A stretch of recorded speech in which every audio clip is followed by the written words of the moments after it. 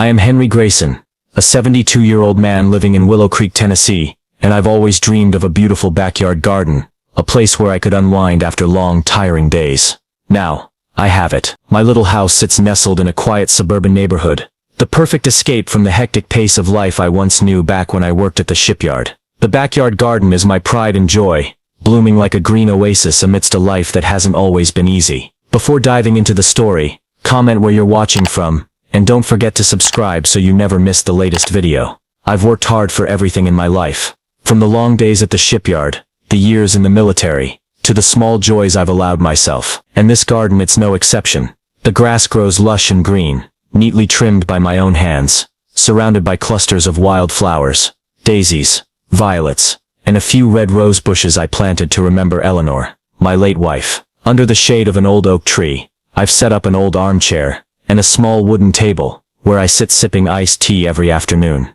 But that peace didn't last forever. My neighborhood, though it seems ideal with its little houses tucked among the trees, comes with its share of troubles. One of them is Vanessa Harper, the woman who lives a few houses down from me. Vanessa is known around the neighborhood for her arrogance and her sharp tongue toward anyone who doesn't suit her, especially me. Every time we cross paths, she finds a way to remind me that I don't belong here, as if I'm an outsider in the very garden I've spent my life building. "You're old, don't overdo it," she once said to me, her tone dripping with contempt, as if I don't deserve what I have. I've learned to ignore her, trying not to let her harsh words get to me. I'm a patient man, and I don't want trouble. But there's one thing I'll never accept: someone disrespecting my space. I still remember the first time Vanessa Harper truly stepped into my life. Not just a passing glance or a snide remark from afar. It was a scorching afternoon, and I was kneeling by Eleanor's rose bushes, pruning the dry branches so they'd bloom even more beautifully. The sparrows chirping in the oak tree were suddenly drowned out by another sound,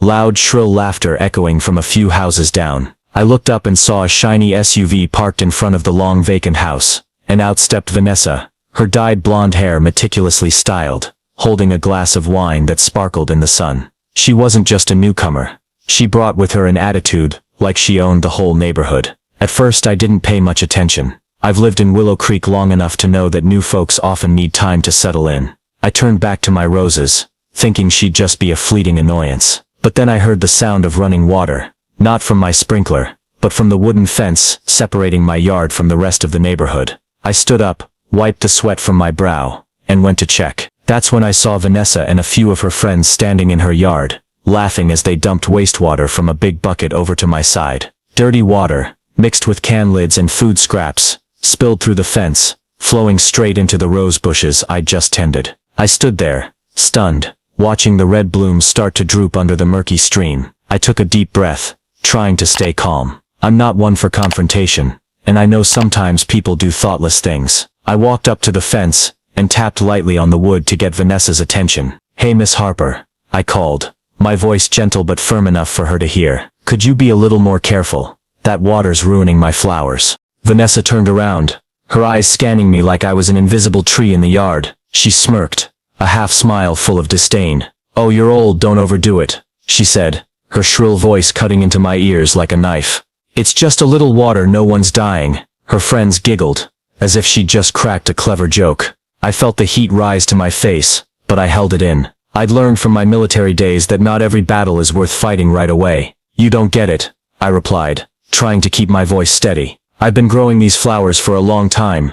They mean something to me. Please don't let the water spill over here again." Vanessa shrugged and turned away, like I wasn't worth another second of her time. "Deal with it yourself if you care so much," she tossed back before resuming her laughter with her friends. I stood there watching the dirty water soak into the soil, slowly killing the roses I'd tended with Eleanor. I went back to the house, gripping the hoe handle tightly, but I told myself to be patient. I didn't want this to turn into a bigger mess. But Vanessa didn't stop there. A few days later, I went out to the yard and found a pile of can lids and food wrappers scattered near the fence, obviously from another one of her parties. I picked them up one by one, feeling like someone had just stomped on my pride. I knew she wasn't doing it by accident. She was doing it on purpose, like my garden was just a convenient dump for her. I took another deep breath, telling myself I could handle it. I'd faced worse in my life. Smoke and dust at the shipyard, bombs on the battlefield, so a few harsh words and some trash were nothing. She didn't just stop at bothering me from a distance. She decided to invade my space outright.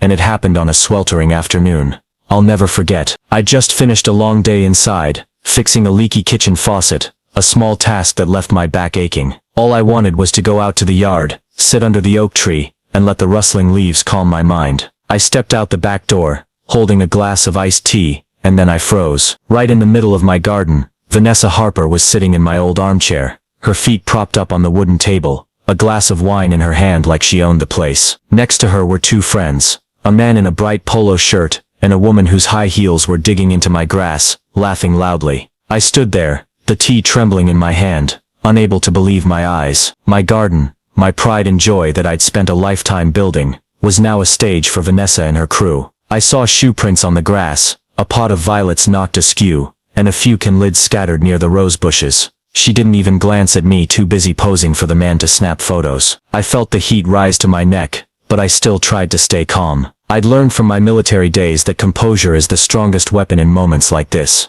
I cleared my throat, stepped closer and said, "Miss Harper, I don't recall inviting you over here." Vanessa finally looked up, her eyes sweeping over me with fake surprise, like I was an uninvited guest in my own yard. She smirked, that familiar half-smile full of contempt. "Oh, Mr. Grayson," she said, her shrill voice grating on my ears. "I figured you weren't using all this space, so I borrowed it. No big deal." The woman next to her giggled, and the man kept clicking his camera, like I didn't even exist. I stood there unsure how to handle it. I never thought Vanessa would be this brazen, not just annoying me from afar but barging into my garden like it was public property. I took a deep breath, trying to keep my voice even. "This is my yard," I said, gripping the tea glass tighter. "I've worked my whole life for it, and I don't want anyone in here without permission." Vanessa shrugged, propping her feet higher on the table, scratching the wood I'd once polished carefully. "Come on, you're old. Don't overdo it," she replied, echoing the line I'd heard before. "This garden's nice, but you don't need all of it. I'm just borrowing it for some photos. What's the harm?" She turned to her friend and laughed loudly. "He should thank me for making this place look more modern." I felt my chest tighten. Her words weren't just dismissive. They were like knives stabbing into my pride, into the days Eleanor and I spent nurturing this land together. I looked at the rose bushes, where a few petals had fallen from being trampled, and I wanted to yell, but I didn't. I'm a patient man, and I didn't want to give Vanessa an excuse to paint me as the bad guy in the neighborhood. I just stood there watching her enjoy my garden like I had no claim to it. Eventually Vanessa and her friends got up, leaving behind trash and shoe prints on the grass. She threw me one last look and said, "Relax, Mr. Grayson. Life's too short." Then she walked off, her friend's high heels clicking on the stone path I'd laid myself. I stood alone in the yard, the tea now cold in my hand, feeling like someone had trampled not just my garden but my dignity. That morning I went out to the yard early, holding a small hoe, trying to fix the shoe prints. Vanessa's friends had left in the grass. The sun was just rising, dew still clinging to the leaves, and I hoped the fresh air would calm me down. But then I heard that familiar shrill laughter from her house. I looked up and saw Vanessa step into her yard, wearing a gaudy robe, holding a coffee mug. She glanced at my garden, smirking like she was sizing up a new toy. I knew if I didn't say something now, she'd come back, and I couldn't stand that thought again. I took a deep breath, set the hoe down, and walked to the fence. "Miss Harper," I called, my voice firmer than usual, but still trying to stay calm. Vanessa turned, her eyes scanning me with that fake surprise, like she couldn't believe I'd dare speak up. "What is it, Mr. Grayson?" she asked, her shrill tone thick with contempt. "I don't think you should come over here anymore," I said, gripping the edge of the fence to steady myself. "This is my property, and I didn't invite you to use my garden." I looked her straight in the eye, hoping she'd see I was serious. I didn't want to fight, but I couldn't let her keep trampling my pride. Vanessa laughed, a dry grating sound that made me want to turn and walk away. She crossed her arms, tilting her head like I'd said something ridiculous. "Oh, come on, you're old. Don't overdo it," she said, repeating the line I'd heard too many times. "I'm just borrowing your yard a little. Who do you think you are, telling me what to do? This garden's nice, but you don't need all of it. Someone like me knows how to enjoy it." She smirked, that half-smile making me feel like I'd been slapped. Her words cut into me like a blade. Not because of the contempt, I'd gotten used to that back at the shipyard, when some young guys thought I was too old to be worth anything. But hearing her talk about my garden, the place I'd sweated over, where Eleanor and I had laughed among the roses, like I didn't deserve it, that made my chest tighten. I wanted to yell to tell her she had no right here, but I didn't. I'm a patient man, and I didn't want to give her an excuse to make me the villain. "You don't get it," I said, my voice trembling slightly, but still holding firm. I've worked my whole life for this garden. It's not for you to use whenever you feel like it. I'm asking you to leave right now. I pointed toward her house, hoping she'd listen this time. But Vanessa didn't care. She shrugged, turned away, and threw one last line over her shoulder before walking off. Relax, Mr. Grayson. I'll come back if I want to. I looked at the rose bushes, where a few petals had fallen from being stepped on the day before, and I felt a smoldering fire inside me, something I'd held back for too long. After I warned Vanessa, I'd hoped she'd get the message, and stay away from my garden. I didn't ask for much, just for her to respect the space I'd spent my life building. But I was wrong. Vanessa didn't just ignore me, she took things further, like she wanted to test how much I could take. And then she did something I couldn't forgive. She pushed me to a limit I never thought I'd reach. It all started a few days after I asked her to leave. I tried to stick to my routine, going out to the yard each morning, watering the rose bushes, and sitting under the oak tree, to forget the irritation Vanessa brought. But she wouldn't let me be. I started noticing signs of her all over the garden. A stray can rolling near the fence, a flower pot knocked askew, a few shoe prints on the grass I just trimmed. I picked up each item, telling myself I could handle it, that I didn't need to make a big deal out of it. But then, one afternoon, everything changed. I just finished some work inside, wiping down the wooden table Vanessa had once propped her feet on, and stepped out to the yard, planning to rest a bit. I held my glass of iced tea, looking forward to some peace under the oak. But when I opened the back door, I froze. Vanessa wasn't just in my garden. She turned it into a battlefield. She and her friends were throwing a party, right in the middle of my yard, uninvited, without a word of warning. A folding table was set up near the rose bushes, littered with can lids, leftover food plates, and empty wine bottles. My grass was trampled under their feet, a pot of violets had been kicked to the corner, and smoke from a small grill wafted straight into my oak tree. Vanessa stood in the middle of it all, laughing loudly, holding a grilling spatula like she was the queen of this garden. I felt the blood rush to my head. I stepped forward, gripping the tea glass so hard I thought it might shatter. Miss Harper, I called, my voice louder than I intended. Vanessa turned, her eyes sweeping over me with that fake surprise, then curling into her familiar smirk of contempt. Oh, Mr. Grayson, she said, her shrill voice cutting like a knife. I figured you weren't using all this space, so I borrowed it for a party. No big deal. I stood there staring at my garden. My pride and joy that Eleanor and I had tended, turned into a dump. I saw a rose petal fall to the ground, crushed under the high heel of one of her friends. I took a deep breath, trying to stay calm like always. I told you before, I said, my voice trembling with anger.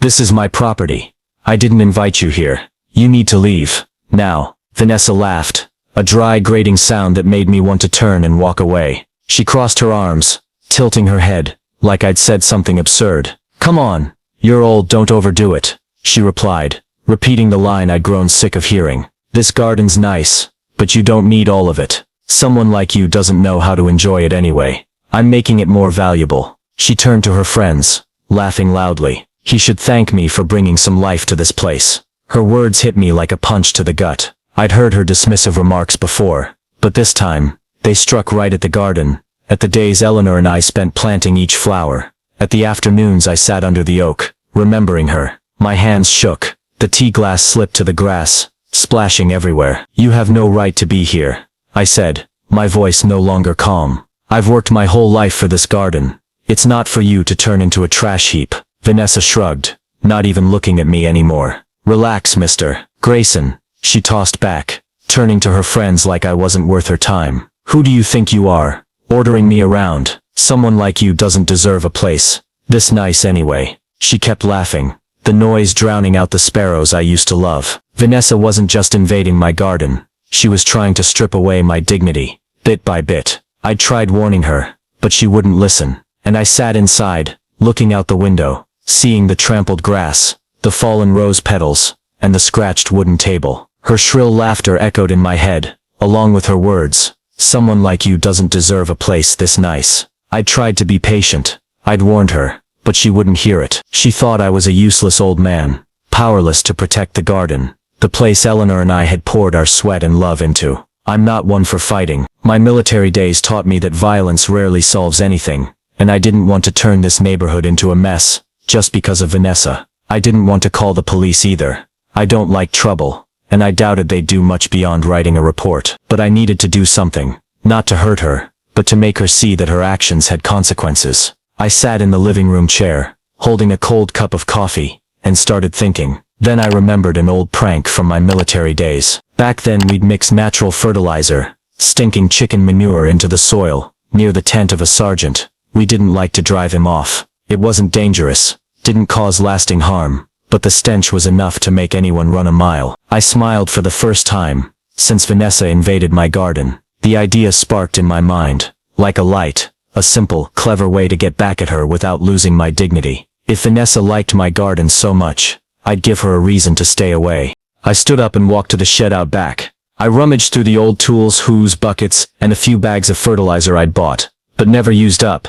I found a bag of dried chicken manure, still reeking despite sitting there for so long. I opened it, took a whiff, and nearly gagged. Perfect. I knew just a little, mixed into the soil near the fence or under the oak, would turn the garden into Vanessa's nightmare. She wouldn't stand the smell, and neither would her friends. I pictured her panicking, screaming, and finally leaving, and a small satisfaction crept into me. But I didn't rush. I'm a patient man, and I wanted to do this right. I carried the bag to a corner of the yard, away from the roses so they wouldn't suffer, and tested mixing a bit into the soil. The stench hit immediately, so strong I had to cover my nose and step back. I stood watching, seeing a few birds fly off because they couldn't take it, and I knew I'd picked the right weapon. I didn't want my garden stinking forever, so I planned carefully, just enough to drive Vanessa off once, then I'd clean it up. This wasn't about destruction, it was about teaching her a lesson. I sat in my armchair, looking at the garden still marked by yesterday's party, and waited. Part of me felt guilty. I'm not one for revenge, and Eleanor probably wouldn't approve. But then I remembered how Vanessa mocked me, how she trampled the grass and flowers without remorse. I thought of the days Eleanor and I planted those rose bushes together, and I told myself I wasn't doing this out of anger. I was doing it to protect what was mine. I made a detailed plan. I knew she'd come back. She couldn't resist turning my yard into a stage for her arrogance. I just had to wait for the right moment, and I was ready with the stinking fertilizer in the shed. I didn't want to escalate things, but I couldn't let her keep disrespecting the space Eleanor and I had cherished. The chance came on a weekend afternoon. I was sitting inside, looking out the window, when I saw Vanessa and her friends gathering in front of her house. They brought a folding table, a speaker, and some bags, clear signs they were planning to take over my garden again. I heard her shrill laughter ring out, and I knew the moment had come. I stood up, went to the shed, and grabbed the fertilizer bag I'd prepared. The stench hit me as I opened it, but I smiled. This was my weapon, and I'd use it smartly. I carried the bag to the yard, careful not to let anyone see from Vanessa's side. I picked a spot near the fence, where she and her friends usually stood or sat when they invaded. I poured some dry manure into the soil, mixed it with the small hoe, then sprinkled a thin layer under the oak, just enough for the smell to rise without ruining the garden forever. I didn't want to sabotage myself. I just wanted her gone. When I was done, I wiped my hands, stashed the bag back in the shed, and sat in my armchair, tea in hand, waiting. It didn't take long for Vanessa to show up. She stepped over the fence like it was her own doorway, followed by 3 friends. A guy in a polo shirt, a woman in high heels, and another with a speaker. They set up the folding table right in my yard, put the speaker on it, and blasted loud music. Vanessa stood there, wine glass in hand, laughing, and pointing like she was directing a party. I sat still, watching from the window, waiting for the stench to do its work. At first nothing happened. Vanessa and her friends kept laughing, the music drowning out the sparrows I loved. I wondered if I'd used enough manure, but I stayed patient. I knew the smell needed time to build. Then it hit. I saw Vanessa grimace, raising a hand to her nose, looking around in confusion. The polo guy stopped laughing, sniffed the air and coughed. The high-heeled woman yelped, "Oh my God, what's that awful smell?" Vanessa turned to them, still trying to act confident, but I saw her start sniffing around herself. The stench from the fertilizer had spread now, a rotting, pungent odor like someone had dumped a trash bin in the yard. I sat there, sipping my tea, watching, never taking my eyes off her. Vanessa started to panic. She flailed her arms, yelling at her friends. "What is this? Who did something here?" The polo guy bolted toward the fence, covering his nose, while the high-heeled woman dropped her wine glass on the grass, shouting, "I can't take this anymore." The music kept playing, but no one cared to dance. Vanessa spun toward me, eyes wide, and screamed over the fence, "Mr. Grayson, what did you do?" I shrugged, keeping my usual calm. "Just fertilizing my plants," I said, voice steady. then took a sip of tea. Must be the wind carrying it over. Can't control nature. Vanessa stood there, face red with anger and embarrassment. But the stench gave her no chance to argue. She coughed, waved her arms wildly, and finally yelled at her friends. Pack it up. We can't stay here. They scrambled to grab the folding table, the speaker, and some scattered items, but the smell was too much. The polo guy nearly gagged trying to carry the speaker. Vanessa shot me one last glare, eyes burning with rage, but she didn't say another word. She and her friends fled back to her house, leaving the garden quiet. Only the sparrows returned, drowning out her loud music, and my garden, though still marked by the party, was finally peaceful. I wasn't proud of resorting to this, but I was satisfied. Vanessa got the lesson she deserved, and I hoped she'd never dare come back. I just stood up to pick up a few stray can lids on the grass when I heard a scream from Vanessa's side. I looked over the fence, and saw her standing at her door, phone in hand, face flushed with fury. She pointed at me, yelling something I couldn't make out, but I knew it wasn't over. I shrugged, went back to my armchair, and waited to see what she'd do. Sure enough, not long after, I heard police sirens in the distance. Vanessa had called 911. I wasn't too surprised. For someone like her, anything not going her way was a crisis. 2 officers stepped out of the patrol car, one tall with a bushy beard, the other smaller, holding a notepad. They headed straight to Vanessa's house, where she stood waiting, arms crossed, her shrill voice echoing through the neighborhood. He did something to my yard, she screamed, pointing at me. I went over there to have a party, and suddenly there was this horrible smell. He's trying to poison the air or something. I sat still, watching from the window, keeping my usual calm. The officers crossed the fence, and approached my garden. I stood up, opened the back door, and went out to meet them. The tall one spoke first, his voice deep but polite. Hello sir, I'm Officer Bennett. We got a call about an issue with a smell. Can you explain what's going on? I took a deep breath, keeping my tone even. I was just fertilizing my plants, I said, pointing to the corner near the fence. I can't control where the wind takes the smell. Miss Harper came into my yard uninvited to throw a party, even though I've asked her to leave multiple times. Vanessa charged over from the fence, face red, arms flailing. He's lying, she shrieked, her voice shaking with rage. He did it on purpose to drive me out. I couldn't stand that smell. I thought I was being attacked or something. He needs to be arrested. Officer Bennett raised a hand to calm her, but Vanessa didn't stop. She stepped over the fence, stormed toward me, and pointed right in my face. You think you can do this to me, old man? You don't know who I am. I stood still, not reacting, though my heart beat faster. I'd seen people like Vanessa before. They think they can yell and get their way. The smaller officer, the one with the notepad, stepped in saying,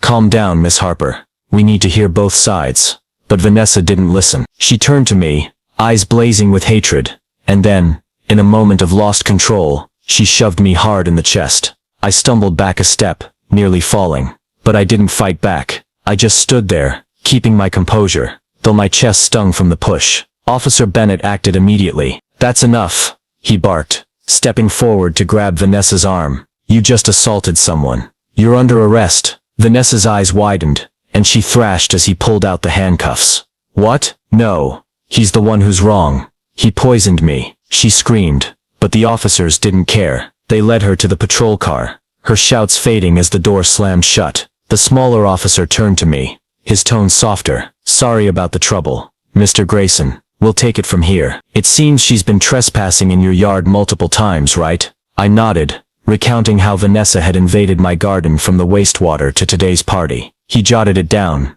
then said, We'll sort it out. You take it easy. They left, taking Vanessa with them, leaving the garden in silence. As the police car drove off with Vanessa, I didn't feel the triumph I'd imagined when planning my payback. Instead, I felt relief. My garden, the place Eleanor and I had cherished, was finally at peace. But I didn't expect that the incident with Vanessa wouldn't just end there. It changed the whole Willow Creek neighborhood, and the way people saw me. The next day I went out early to clean up. I picked up trash, fixed the knocked-over violet pot, and watered the rose bushes, hoping they'd recover. I was kneeling by the flowers when I heard soft footsteps near the fence. I looked up and saw Clara Thompson, an old lady who lived 2 houses down, standing there with a tray of cookies in her hands. Clara was quiet, but I'd always liked her for her silent kindness. I heard about yesterday, Henry, she said, her voice warm. I brought some cookies over. You did good. I stood up, wiping my hands on my pants, a bit surprised. Thanks, Clara, I replied, taking the tray. I just wanted to protect my garden. Didn't expect it to turn into such a big deal. Clara smiled, her eyes twinkling. Oh, it's not nothing, Henry. Vanessa's been a nuisance to this neighborhood since she got here. Loud, arrogant, nobody could stand her. You're the first one to make her pay for it. People are talking about it. I didn't know what to say. I'd never thought of myself as someone who stood out in the neighborhood. I was just an old man who liked tending his garden and living quietly. But Clara wasn't the only one who came by. That afternoon, Jake, the 11-year-old kid who often ran past my house, showed up with a small bucket. Can I help you clean the yard? He said, grinning wide. I heard my parents say Vanessa got arrested for pushing you. I think you're awesome. I chuckled, the first time in days, and handed him the small hoe. Sure, Jake. Thanks. Word about Vanessa spread fast in Willow Creek. I heard from Clara that she'd been fined for assaulting me, and after the neighborhood shunned her, she decided to sell her house and move away. I wasn't surprised.